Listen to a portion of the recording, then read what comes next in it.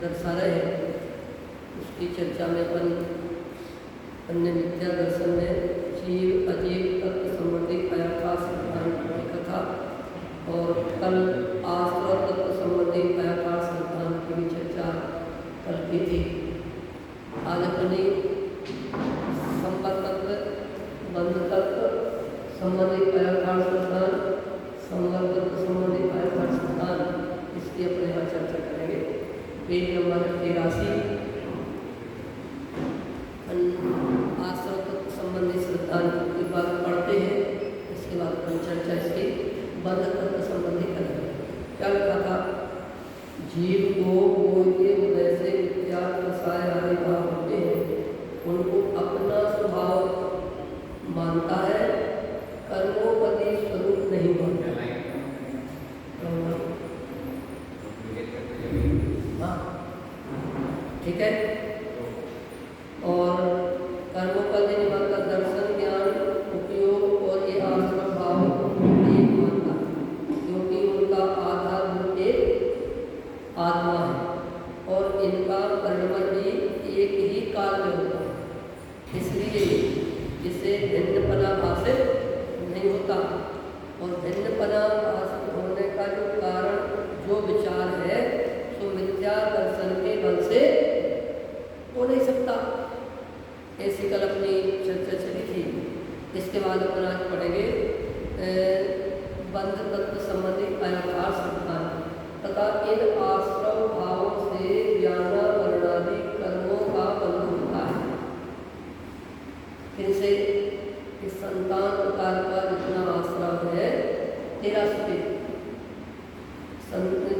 ज्ञान वर्णादि कर्मों का बंध होता है। देखो, आश्रव काल घनेरे बुद्धिवंत तने निर्मेले। आश्रव प्रकार के संतान प्रकार के आश्रव हैं। कौन कौन से संतान प्रकार के आश्रव? पन मिथ्या, योग बंध है, द्वादश आवृत्ति जानो, पंचम भेद रसाय मिले सब, संतावन मन। इस संतान पन मिथ्या, एक मिथ्यात्व भाव से जीव के ज्ञानावरण, दर्शनावरण, अंतराय और मोहिनी, जो जीव के स्वभाव का घात करने वाले हैं, डायरेक्ट हिरास करने वाले हैं, डायरेक्ट घात करने वाले हैं, जीव का अहित करने वाले हैं, जो एक आश्रव भाव है। मिथ्यात्व आश्रव भाव से जीव के स्वभाव का घात होता है। स्वभाव का घात होने का अर्थ क्या है? स्वभाव का घात का अर्थ बोलो। स्वभाव का घात, स्वभाव का घात मतलब ज्ञानावरण कर्म का तीव्र उदय, दर्शनावरण कर्म का तीव्र उदय, अंतराय कर्म का तीव्र उदय और मोह कर्म का तीव्र उदय। इनमें जो मोह कर्म का जो तीव्र उदय, मोह कर्म का खासतौर पर दर्शन मोह, दर्शन मोह का तीव्र उदय क्या करता है जीव का? बोलो, दर्शन मोह के तीव्र उदय से जीव का क्या स्वरूप चलता है?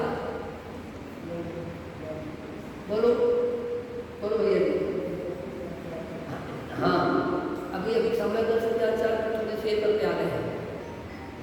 जीव को तत्व का श्रद्धान ना हो के अतत्व का श्रद्धान करता है।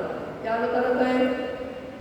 अतत्व श्रद्धान, अरे ज्ञान दर्शन दर्शनावरणी कर्म के उदय से हुआ अतत्व श्रद्धान। उस अतत्व श्रद्धान का काम क्या है? वस्तु का जैसा स्वभाव है वैसा नहीं मान सकता, अन्यथा मानता है। तो ये यहाँ कह रहे हैं कि आश्रव भाव से ज्ञान वर्णादि कर्मों का बंध होता है, और उनका उदय होने पर, इनका ज्ञान वर्णादि का उदय होने पर ज्ञान दर्शन की क्या होती है? हीनता। ज्ञान दर्शन की हीनता क्या होया? ज्ञान दर्शन की हीनता मतलब क्षोभ समरूप ज्ञान भी हीन होगा, सामान्य ज्ञान भी हीन होगा, सुनने समझने की शक्ति वाली भी नहीं होगी, समझने की दृष्टि नहीं होगी,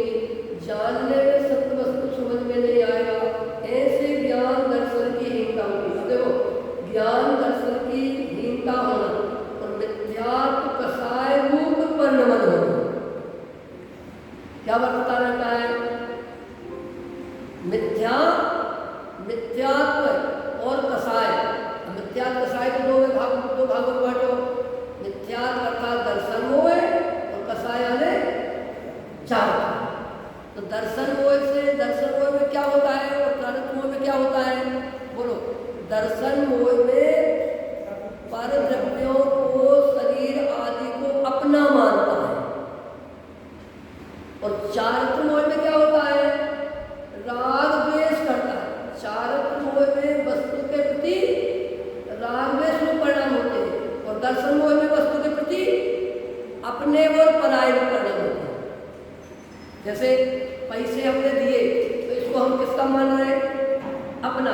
तो ये अपना मानना दर्शन मोह वाला है, और अच्छा बुरा ये चारित्र। तो ये यहाँ कह रहे कि मिथ्यात्व ज्ञान दर्शन की हीनता होना, अर्थात मिथ्यात्व कसाय रूप परिणमन होना, चाहा हुआ ना होना। क्या चाहे चाहिए बताओ? हम मुकेश अंबानी कौन नहीं बनना चाहता? सब चाहते कि मुकेश अंबानी बन जाए, लेकिन नहीं बन सकते।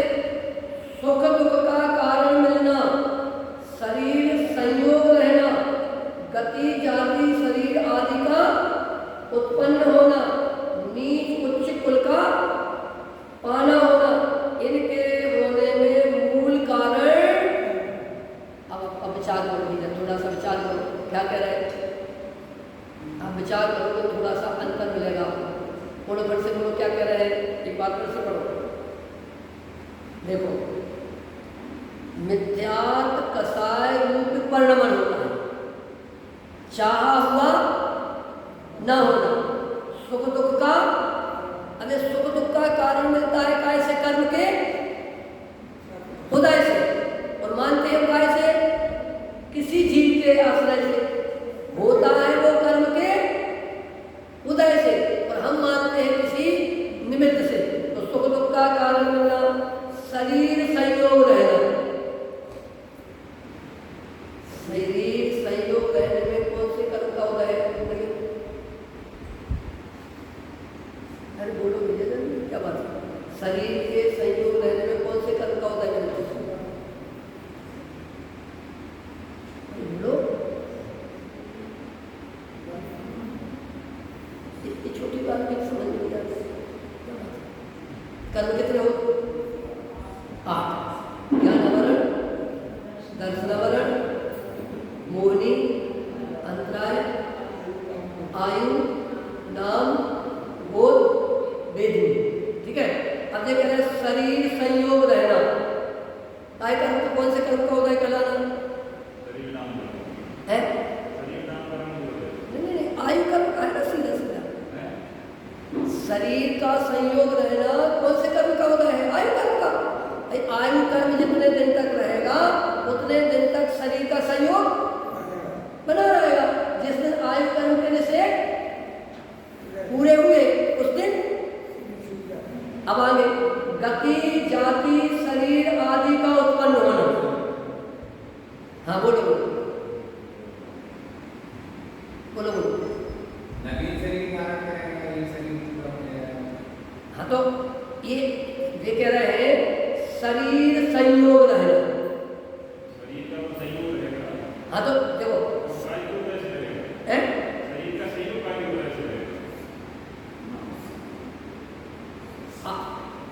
मनुष्य आयु कर्म है। मनुष्य की चर्चा नहीं करेंगे, शरीर की चर्चा। हाँ तो चाहे वो मनुष्य का हो, चाहे देव का हो, चाहे नरक का हो, किसी का है। तो ये आत्मा के प्रदेशों में इस शरीर का संयोग कितने दिन तक आय के आश्रय से रहेगा?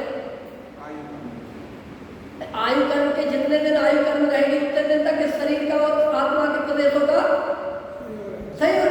जिस दिन आयु कर्म के निषेध पूरे हो जाएंगे उस दिन शरीर का संयोग। वो अलग बात है कि दूसरा शरीर मिल जाएगा, लेकिन अभी जैसे ये भुज्यमान आयु चल रही है मनुष्य पर्याय की, तो अब ये भुज्यमान आयु चल रही, तो आयु कब तक? जब तक आयु कर्म के निषेध रहेंगे तब तक इस शरीर से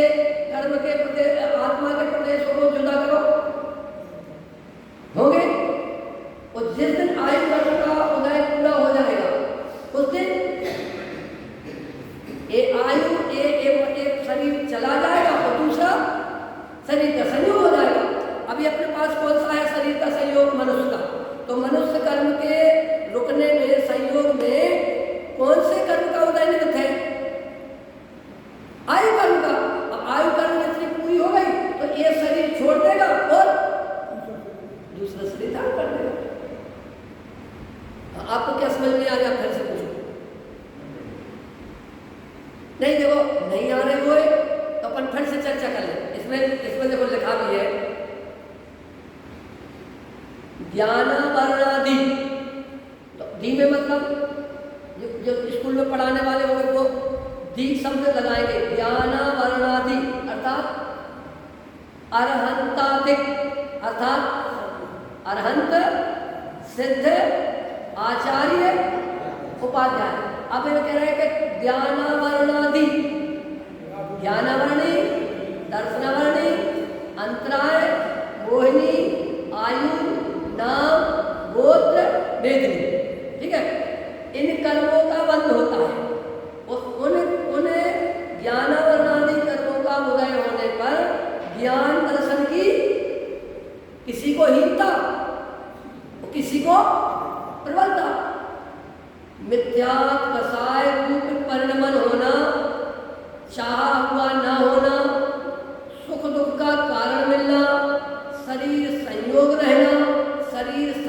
रहना, गति जाति शरीर आदि का उत्पन्न होना, नीच उच्च कुल का पाना। ये नीच उच्च कुल कौन से कर्म को उदय मिलेगा? गोत्र कर्म को उदय में। इनके होने में मूल कारण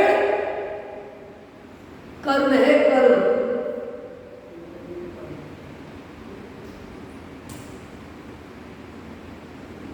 क्या हुआ?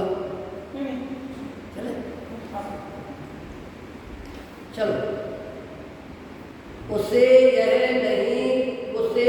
पहचानता नहीं क्योंकि वह सूक्ष्म है, इसे दिखाई नहीं देता तथा वह इसको इन कार्यों का करता दिखाई नहीं देता।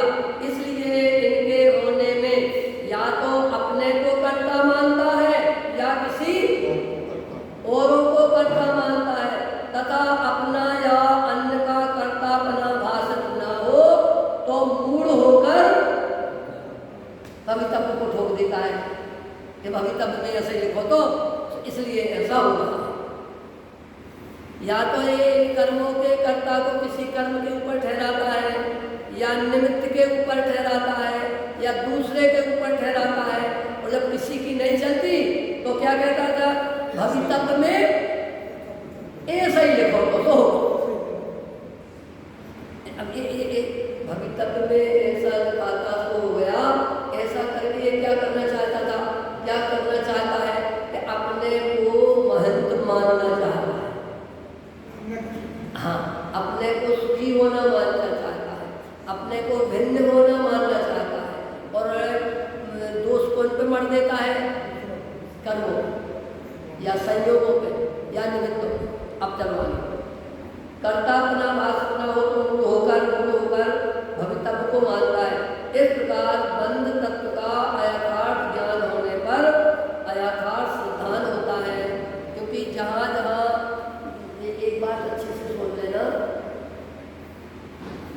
जब तक सिद्धांत नहीं सुधरता तब तक ज्ञान 11 अंग 9 मूल का होने पर भी वह ज्ञान क्या नाम पाता है? अज्ञान नाम पाता है। कौन सा ज्ञान? मैंने 11 अंग 9 मूल का ज्ञान हो, शिव समरूप, लेकिन सम्यक दर्शन नहीं हो, उस ज्ञान को कौन सा ज्ञान नाम मिलेगा? मुनिवृत्त भार अनंत बार गिरेवक उपजायो पे निज आत्म ज्ञान बिना सुख। और 11 अंग 9 गुण का ज्ञान किसको होता है? और गिरेवक तक कौन सा जीव जाता है? गिरेवक तक जाने वाला 9वें गिरेवक तक कौन सा जीव जाता है? बोलो। ये सब जीव नहीं जा सकते 9वें गिरेवक तक। कौन सा जाता है 9वें गिरेवक? 9वें गिरेवक की हद पाई अनंत बिरिया पर सम्यक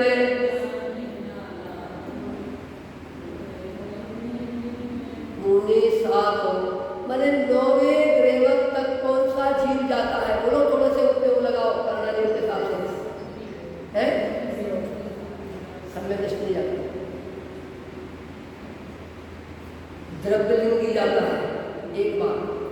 लेकिन जो द्रव्यलिंगी मुनि 28 मूल गुणों का निरतिचार पालन करते हैं, वे जाते हैं। अरे एक भी मूल गुण में दोष नहीं लगाते। एक मूल गुण की निर्भरता हुई। ज्ञान कितना होता है कि 11 अंग 9 गुण का ज्ञान होता है। कसाय कौन सी होती है, लेस्या कौन सी होती है, लेस्या शुक्ल लेस्या के परिणाम होते हैं। शुक्ल लेस्या के माने कोई शरीर में कूड़ा कूड़ा मार के मिलाज के मिर्च भी डाल दे, नमक भी डाल दे, तो आंख की कोर लाल ना हो, इतनी कसाय की मंदता, इतना क्षोभसम और इतनी संयम की प्रचुरता, तो भी बिना सम्यक दर्शन के तय तय चय था वर्तन धरे यो परिवर्तन। सोचो कि सम्यक दर्शन कितना अनिवार्य है।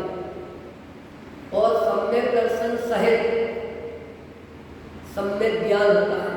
कहाँ लगा है?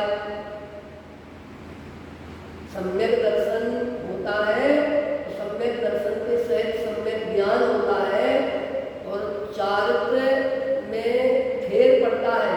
ये बात कहाँ लिखी है? सम्यक साथे ज्ञान होए पे भिन्न आराधो लाक्षण श्रद्धा जान दो में भेद अगाधो।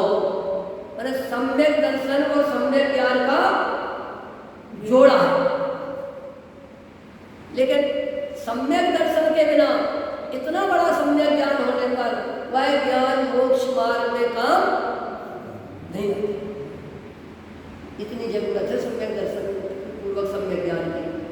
यदि हमने सम्यक दर्शन पूर्वक मैंने सम्यक दर्शन नहीं किया, मिथ्यात्व का वर्णन नहीं किया, अब तो आप आपसे पूछ ले तो फिर आपके मन में प्रश्न उठना चाहिए, सम्यक दर्शन कैसे होता है? प्रश्न उठना चाहिए कि जब आप इतनी सम्यक दर्शन की महिमा गा रहे हैं तो ये सम्यक दर्शन होता कैसे है? 3 लोग 3 काल में यदि इस जीव का कोई हितैषी है, उस हितैषी का नाम सम्यक दर्शन। सम्यक दर्शन से ही धर्म की शुरुआत, सम्यक दर्शन से ही धर्म की वृद्धि, सम्यक दर्शन से ही धर्म की स्थिति और सम्यक दर्शन से ही धर्म की पूर्णता। इतनी प्रचुर महिमा सम्यक दर्शन की है। तो वो सम्यक दर्शन सूक्ष्म है। वह सम्यक दर्शन क्या है और वह सम्यक दर्शन कैसे प्रकट होता है? प्रश्न आना चाहिए हमारे लिए। प्रश्न नहीं आता तो इसलिए कुछ आए नहीं। दुकान कैसे खुले, व्यापार कैसे बढ़े, मंदिर कैसे बने, घर कैसे बने, लड़का लड़की की शादी कैसे हो, ये सबकी हमें क्या होती है? चाह। तो उस जाति का पुरुषार्थ करता है। अब आचार्य करें एक में 3 लोग 3 काल में कोई मित्र है तो सम्यक दर्शन। ये सम्यक दर्शन सम्यक दर्शन सम्यक दर्शन सम्यक दर्शन सम्यक दर्शन सम्यक दर्शन की इतनी महिमा है। तो ये सम्यक दर्शन होता किसके आश्रय से? अब इस सम्यक दर्शन जब इतनी आप महिमा गा रहे हो तो हमारी प्रणति को वो सम्यक दर्शन कैसे प्रकट हो, ऐसी जिज्ञासा जगी। बोलो भैया योगेश भैया सम्यक दर्शन कैसे होता है? पढ़ाई से तो नौकरी मिलती है, मेहनत करने से दुकान खुलती है, दुकान खोलने से बैठते हैं तो ग्राहक आते हैं, तो व्यापार चलता है तो लाभ होता है। ऐसा सम्यक दर्शन कैसे होता है और सम्यक दर्शन क्या है? और पूरे द्वादशांग में अपूर्व क्या है? अपूर्व बोलो, अपूर्व बोलो। अपूर्व क्या है? अपूर्व। सम्यक दर्शन अपूर्व है। क्यों? क्योंकि आत्मा अनादिकाल से, कर्म अनादिकाल से, संसार अनादिकाल से, तो अनादिकाल से ये तो चीजें हैं। तो अपूर्वता किसमें है? तो मैं कह रहा है अपूर्वता है सम्यक दर्शन। क्योंकि सम्यक दर्शन एक बार प्रकट हो जाए तो फिर जीव को संसार में नहीं रहने देते। उसकी एक कंडीशन है, शर्त है कि तुम एक बार हमें प्रकट कर लो श्रद्धा में, फिर हमें तुम्हें संसार में नहीं रहेंगे। तो ये सम्यक दर्शन होता कैसे? बोलो।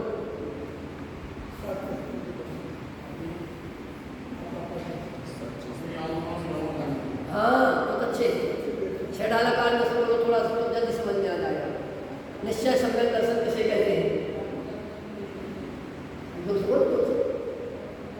परद्रव्य देते भिन्न आप में रुचि समझात बताए आप रूप को जाने परोसो सम्यक ज्ञान कला है आप रूप में लीन रहे फिर सम्यक चारित्र सोई अब व्यवहार मोक्ष मांगे सुनिए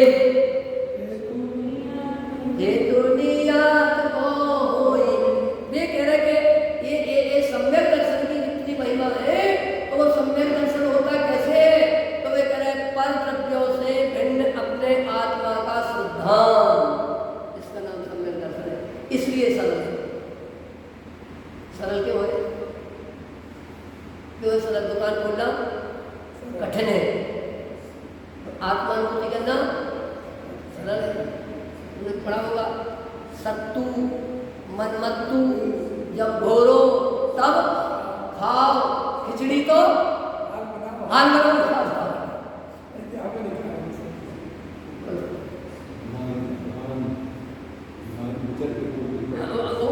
वो कहते हैं कि वो उसके दिमाग में नहीं जाओ।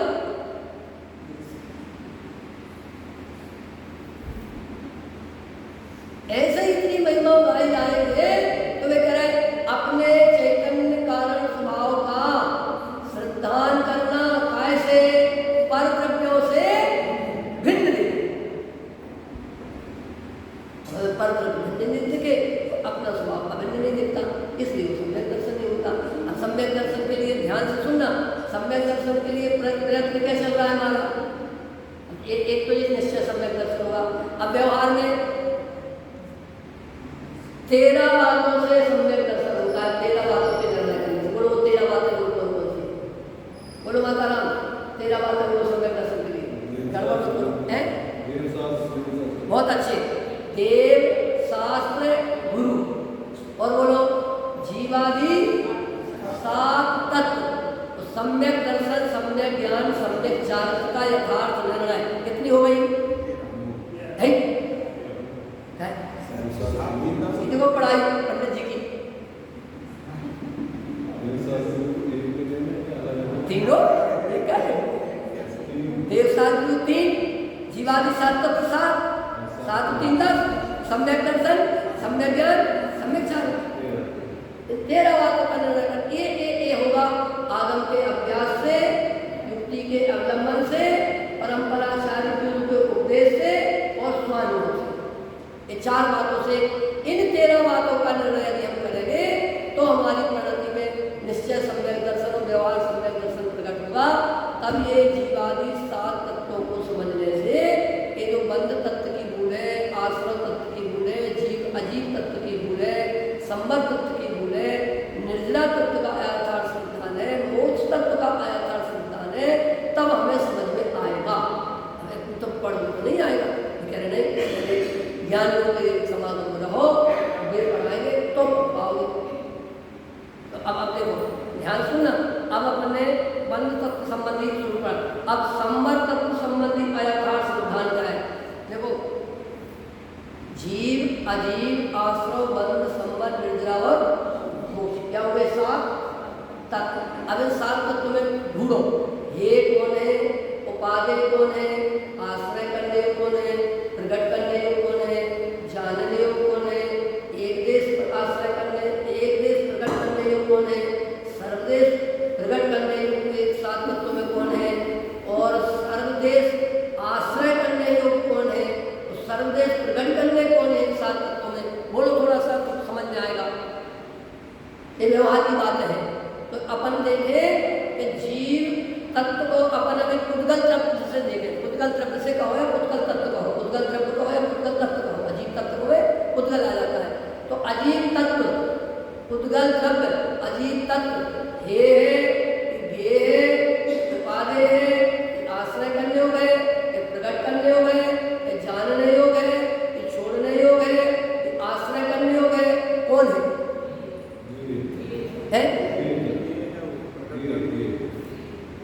घर से निकलना पड़ेगा, घर गड़बड़ मत करना।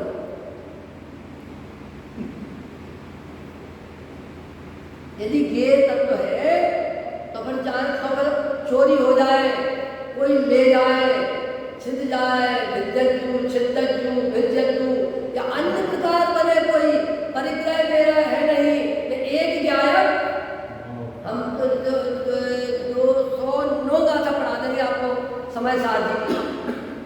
छिद्दज्जु, विद्यज्जु, छिद जाए, भिद जाए या ले जाए या अन्य प्रकार बने कोई परिग्रह मेरा है नहीं, मैं एक गायब।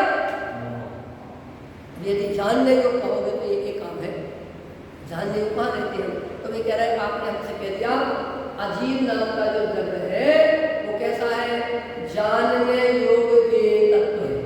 कौन सा? अजीब या पुद्गल।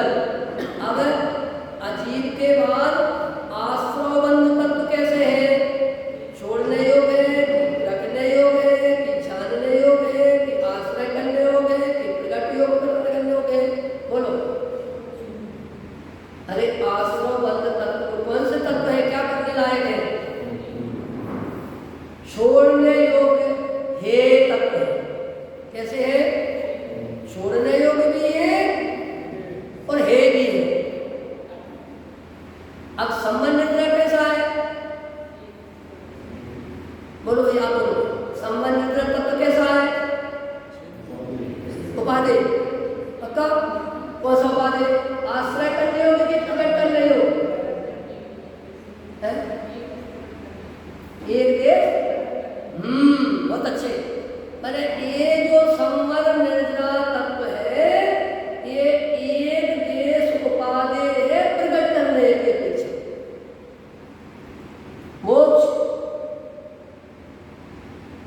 आश्रय करने योग्य है कि प्रकट करने योग्य है कि जानने योग्य है कि छोड़ने योग्य है, क्या है मोक्ष तत्व है, सर्वदेश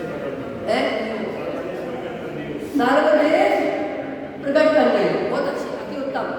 अब ये तो सर्वतत्व है, ये तो सर्वतत्व है। अपेक्षा लगा लो तब क्या करेंगे।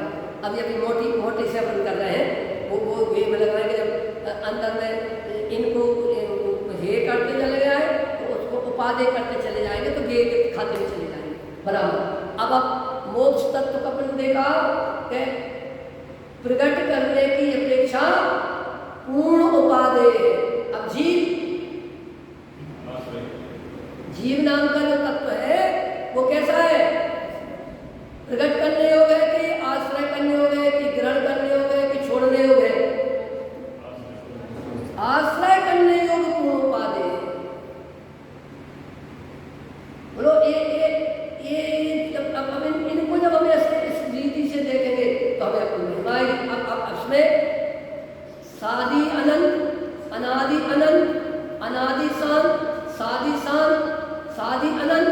अब इन्हें खोलो, जीव नाम का जो द्रव्य है, जीव नाम का वो कैसा है, अनादि अनंत है क्या, सादी अनंत है क्या, सादी शांत है क्या, अनादि शांत है, अनादि अनंत है। और पुद्गल नाम का द्रव्य वो भी अनादि अनंत है। अब जो आश्रव बंध है हमारी परिणति में, वे कैसे है, अनादि शांत। अनादि से तो है लेकिन इनका नाश हो जाएगा, इसलिए अनादि शांत है। संबंधित कैसे है, पुरुष वर्ग में से बोलेगा, आप लोग मत बोलो, बोलो भैया पीछे वाले, क्या नाम तुम्हारा, बीच में वाले सामने बोलता वाले भैया बोलो। संबंध नाम के जो तत्व है वो कैसे है, अरे घे तो अपन ने पहले सब याद, सादी शांत है कि अनादि शांत है कि अनादि अनंत है कि अनादि शांत है, कैसे है, सादी शांत है, कैसे सादी शांत कैसे है,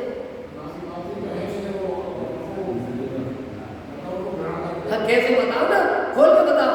अंदर से तुम्हें तुम गिल्ली में डंडा मत मारो, अंदर की रात खतरा में मत मारो, हमें खोल के बताओ।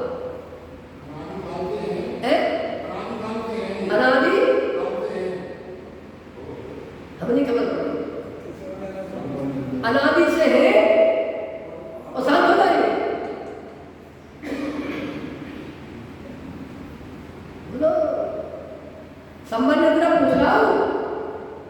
चलो यहाँ से पूरा साधी शांत है, नए प्रकट होते हैं और मोक्ष हो जाता है तो चले भी जाते हैं। आपका सही था, अभी तो घुमाया था। शादी अनादि नहीं है, प्रकट हो गए नए, इसलिए शादी, और जब मोक्ष होगा तो संबंध निद्रा बंद हो जाएंगे। इसलिए अब मोक्ष तत्व कैसा है? शादी अनंत है, नया उत्पन्न होता है और अनंत काल तक। और मैं जीव नाम का तत्व में अनादि अनंत, तो इनमें सब में अपेक्षा लगेगी। और मैं नाम का जीव है वो निरपेक्ष है, उसके किसी कर्म की अपेक्षा नहीं है, अनादि से है और अनंत काल तक रहेगा। और बड़ा कौन हुआ? जीव बड़ा हुआ कि उद्गल बड़ा हुआ कि आश्रम बन बड़े हुए कि संबंध निद्रा बड़ा हुआ कि मोक्ष बड़ा हुआ कि मैं बड़ा हुआ? बड़ा कौन? मैंने जो अनादि अनंत है उसकी फिक्र नहीं। क्या बोला? और ये में जो रोगन नहीं लगो, ये में जाकर की नहीं टूटी, ये में जो कूलर नहीं लगो, ये में जो एसी नहीं लगो, मरा जा रहा है जिसमें तेरा चलने वाला नहीं है, जिसके श्रृंगारों में मेरा आज नौकर नहीं आया तो आज काम वाली नहीं आई। मैं तो बहुत देखता रहता हूँ सेठानियों की हाथ में करोड़ करोड़ अरब अरबपतियों की सेठानियों की सबसे ज्यादा यदि डर लगता है तो उनको नौकरानी बासन मानने वाली है। वो ऐसे रखा था जैसे पाँव पड़ के, वो नहीं चली जाए तो हमारा क्या बोलो?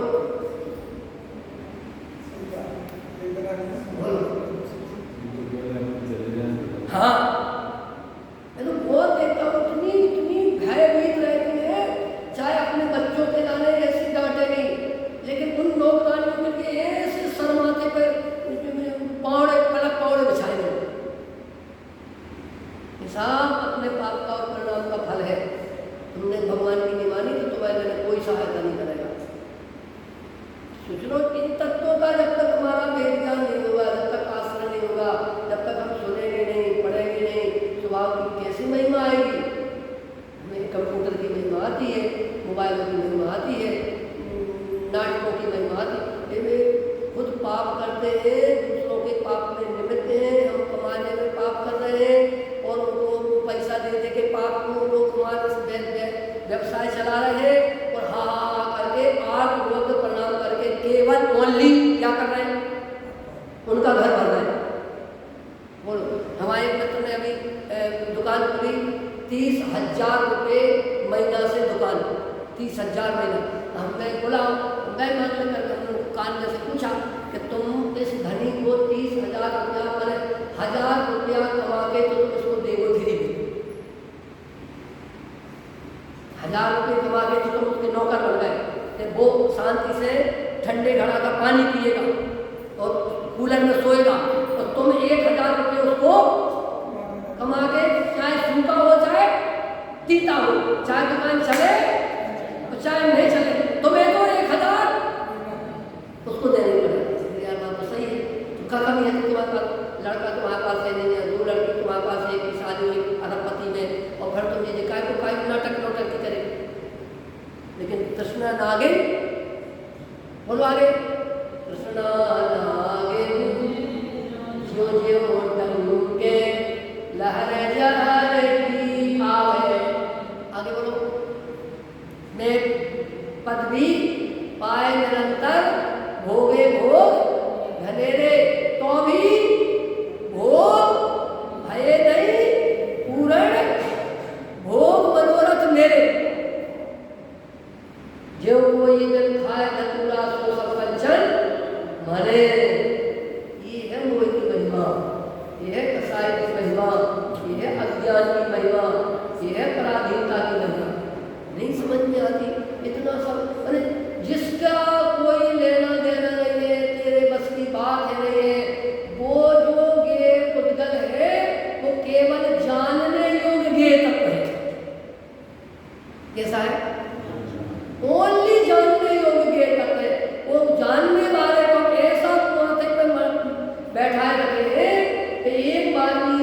सपने में भी यदि चोरी हो जाए तो सपने में भी रो बैठे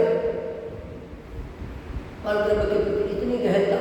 ये यहाँ कह रहे कि सीखो तुम इन तत्वों को, तब तुम्हारी समझ में आएगी कि अब अभी तो अपनी बहुत दिल्ली दूर है, अभी नहीं लगता है ये मनुष्य पर्याय में जीवादि 7 तत्वों का निर्णय कितना अनिवार्य है, कैसे हम अपनी आत्मा को बचा पाएंगे इन कर्मों से, कैसे आत्मा को बचा पाएंगे हम। बहुत तैयारी चाहिए, बहुत भेद ज्ञान चाहिए, भगवंतों की निर्णय चाहिए, सिद्धांत चाहिए, बार बार भेद ज्ञान करते हुए इनसे भिन्न जुदाई चाहिए, क्षण क्षण अपनी आत्मा का स्मरण चाहिए, उसकी महिमा चाहिए। पद्मनदी पंचम संतिका तत्ति चित्तेन एन वार्तापि ही श्रोता, जिसने अपनी आत्मा की बात कैसे सुनी है? अति प्रीतिपूर्वक, अति प्रसन्नतापूर्वक, अति गरजपूर्वक, अति उत्साहपूर्वक। हम कितने सुन पा रहे हो? और अभी अभी देखो पूरे गुरुसराय की पूरी घर में देखो तो एक का घर ऐसा नहीं होगा जिसके घर टीवी नहीं चल रही। मुश्किल है कोई एक आध घर मजबूरी कछ सबके घर टीवी, जिसके घर दुकान नहीं चल रही हो, जिसके घर कथा नहीं चल रही हो, जिसके घर हंसी मजाक नहीं चल रही हो, और भी संकलेश प्रणाम के अलावा दूसरा काम नहीं चल रहा। कितने से बैठ पाए थे? कितनी कुछ का शायद हम सभी से कह रहे थे कि आप ये नहीं सोचो, बिल्कुल नहीं सोचो कि आते नहीं है, इनका इतना उनका उदय नहीं है कि वे आ सकते नहीं है, आते नहीं है और आ सकते नहीं है, कितना अंतर है? आते नहीं है और आ सकते नहीं, तो भाग्यहीन को ना माने, बोलो भाग्यहीन को ना बने भले वस्तु का योग, दाख पके जब काग को होए कंठ में गो। दाख पकने का समय आता है तो कौआ को कंठ में रोग हो जाता है, वो नहीं आ पाएगा, नहीं खा पाएगा। ऐसा ही जिनकी होनहार भली होगी, बोलो निकालो ताला, चलो आपको बुरा लगेगा कि गप्पे से निकालो, आपको निकाल रहे हैं एक मिनट में। देखो निकालो पेज नंबर 17 पेज निकालो।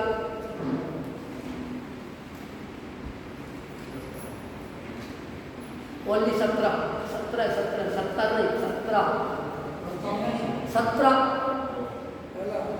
1 और 7 17 भली होनहार है इसलिए जिस जीव को ऐसा विचार आता है कि मैं कौन हूँ। कैसी है होनहार? देख रहा 17 में श्रोता का स्वरूप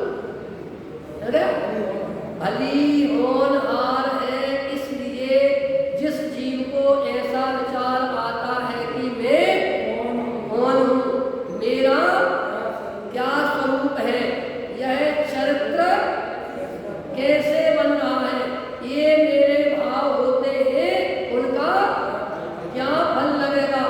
जीव दुखी हो रहा है तो दुख दूर होने का क्या उपाय है।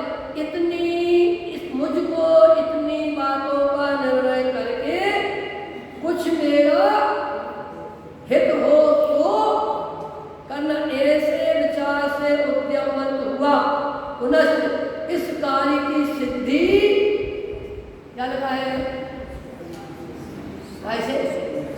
टीवी देखने से नहीं, दुकान चलाने से, मोबाइल चलाने से, गप्पे करने से हो जाएगी, बातों का जमा खर्च हो जाएगी। लिखा है इस बात की सिद्धि शास्त्र सुनने से होती है, ऐसा जानकर अति, क्या शब्द दिया है?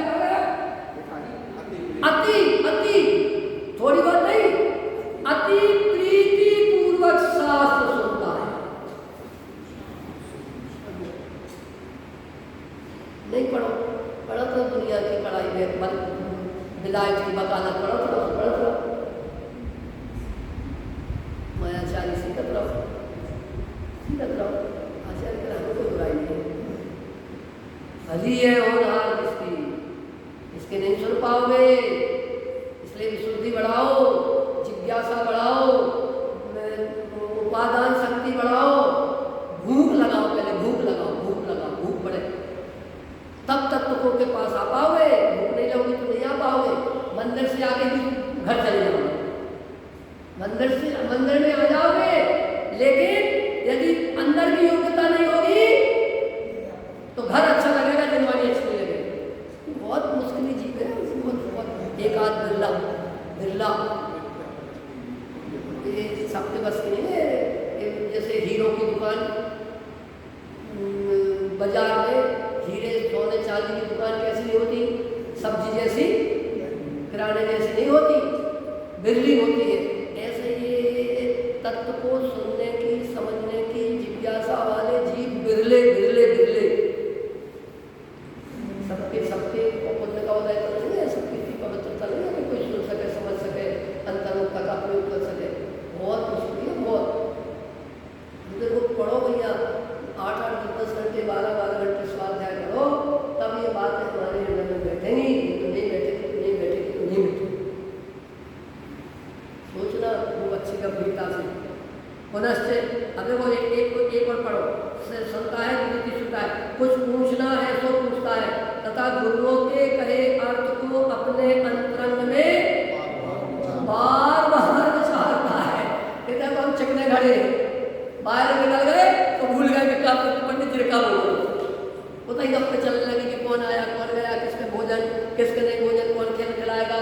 मंदिर के ये पता नहीं है तो मंदिर में हमें पूछना चाहिए कि नहीं पूछना चाहिए, रात में पूछना चाहिए कि नहीं पूछना चाहिए, त्यागों से कैसे पूछना चाहिए, साधनों से कैसे पूछा जाएगा। बस सब तो रही 22 मछली धान एक से तो रही, क्या करे पता नहीं है, कभी शुद्ध बुद्ध नहीं रही है, क्या अच्छा है तो हंसी आती हंसी। बोलो कुछ पूछता है, प्रीति पर सुनता है, कुछ पूछना हो तो पूछता है, तथा गुरुओं के कहे अर्थ को अपने अंतरंग में बारंबार विचारता है और अपने विचार से सत्य अर्थों का निश्चय करके जो कर्तव्य हो उसका उद्यमी होता है। ऐसा तो नवीन श्रोता का, ये नवीन श्रोता की बात है, अभी पुराने श्रोता की बात बहुत दूर है। बोलो पुराण श्रोता, बोलो पुराण श्रोता कह रहे हैं। पुनश्च जो जैन धर्म के गाढ़ श्रद्धालु हैं, जिनके लिए स्वाध्याय के बिना चैन नहीं पड़ती, पूजा के बिना चैन नहीं पड़ती, मंदिर के बिना चैन नहीं पड़ती।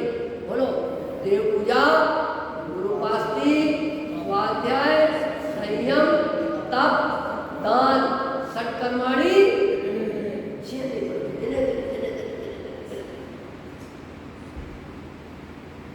ठिकाना नहीं है, अभी बहुत दूर है।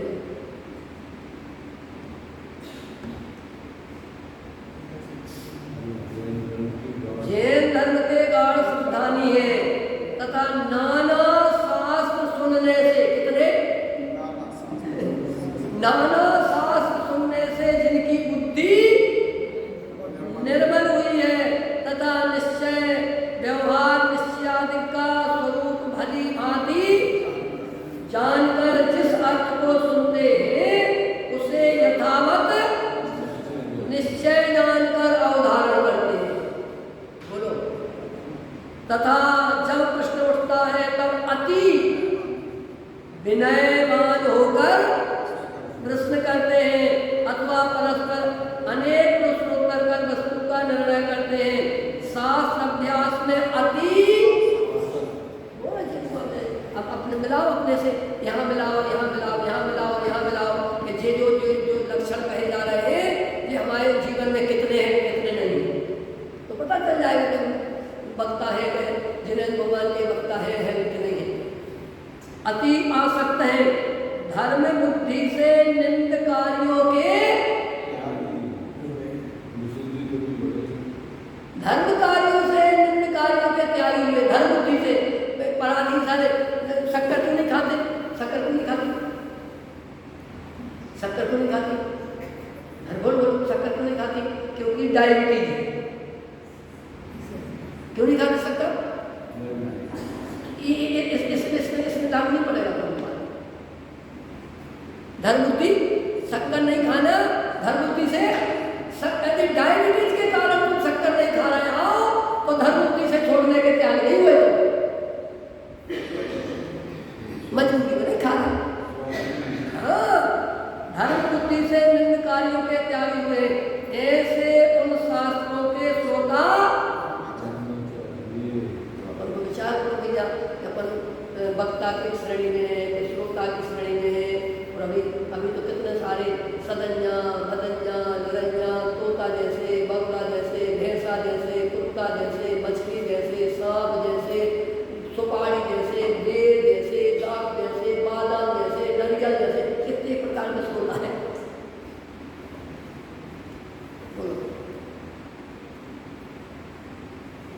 जो तुम्हारी बेर जैसे बाहर में ऐसे दिखेंगे कि भाई भगवान जैसे दुनिया में, और अंदर गुठली होता है सरोता जैसे। हाँ, सरोता जैसे देखे बातें को काटते रहते हैं, सुपारी जैसे ऊपर भी कठोर अंदर भी कठोर। ऐसे कम से कम 25-30 श्रोताओं के लक्षण देखे ज्ञानानंद साहब का चार, और उसमें मोक्ष मार्ग का सभी, इसमें तुम्हारे दत्तन साहब का चार नहीं। कभी कभी पढ़ लिया करो तो अपन को अपनी भूल समझ में आती कि कौन से श्रोता के श्रेणी में बैठे हम हैं भी, जिन्हें भगवान के भक्त जिन्हें सुनने के लायक बन भी पाए, भाव का नहीं बन पाए तो भले। ये पढ़ने से इसका मतलब ये नहीं हम दूर हो जाए, हम जहाँ जहाँ अटके हैं, जहाँ जहाँ कमियाँ हैं, वे दो समाए दूर हो जाए, छूट जाए, हम निर्दोष होकर आगे बढ़े, तब ये जिन्हें भगवान की देशना अपन के जीवन में प्रकट होगी। नहीं तो चल रही गाड़ी। तो ऐसे अपन ने एक बंध तत्व संबंधी ये आयाधार सिद्धांत कैसा है, इसकी चर्चा एक 7वें अधिकार में भी की है, एक 3वें अधिकार में भी की है। चौथे अधिकार में बंध क्या है, बंध की कैसी व्यवस्था है, कितने प्रकार का बंध होता है, और कैसे कैसे जीव बंध से दुखी है, क्या क्या उसका फल लगने वाला है, ऐसी चर्चा की। जब 7वें अधिकार में कहा तो बंध से निर्बंध स्वभाव कैसा है, वह निर्बंध तत्व कैसा है, उस निर्बंध तत्व के स्वरूप का आस्वादन करते हुए बंध से कैसे दूर हो जाए, कैसे वह अनादिकाल में लगा हुआ कर्म है वो कैसे कितने समय तक देने वाला है, लेकिन निर्बंध स्वभाव का आश्रय करेंगे तो निमिषों में चले जाते हैं वे कर्म, क्योंकि कर्म ने आत्मा को तो छुआ भी नहीं है। एक समय की अवस्था में कर्म का उदय कर्म में देखते हुए, अपने को ज्ञान का उदय ज्ञान में देखते हुए, भेद ज्ञान करते हुए आत्मानुभूति के मार्ग पर जब जीव जाने लगता है, समझने लगता है, वह अंतरंग की सातिशय प्रीति, भेद ज्ञान को प्रीति करते हुए इस मोक्ष मार्ग में बढ़ने के लिए उपादान शक्ति से बढ़कर चला जाता है। इसलिए हम जैसे बने तैसे, ये समय सोने का नहीं है, खोने का नहीं है, मार होने का नहीं है, किसी के चापलूसी का नहीं है, तो किसी के अपने खुद की गरज का है। खुद समझ में आ गए, खुद संसार सभी भोगों से वैराग हो गए, खुद तत्व हमें अच्छा लगे, सच्चा लगे, हित लगे, करने योग्य लगे, उन्हें कामों से शास्त्रवाद जैसे हमारा हित होगा, ये पर्याय में हमें हित ही करना है, ऐसी बातें बार बार अपन निर्णय करेंगे तो वास्तव में हमारे तत्व की प्राप्ति होगी। क्योंकि तत्व तो हम सबके पास है, लेकिन उसकी पते का पता हम भूल गए हैं। ज्ञानियों ने हमें अपने